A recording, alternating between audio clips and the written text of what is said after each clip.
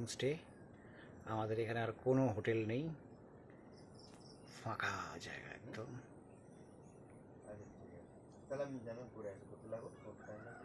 চারিদিকে পাহাড় আর পাহাড়, পুরো পাহাড়। আমরা দোতলার ওপর আছি। Nice nice. এবং আমরাই আছি, আর কেউ নেই এই হোটেলটাতে। হোমস্টে। ওখানে খুব বৃষ্টি হচ্ছে, আওয়াজ আসছে, ভরপেট বৃষ্টি।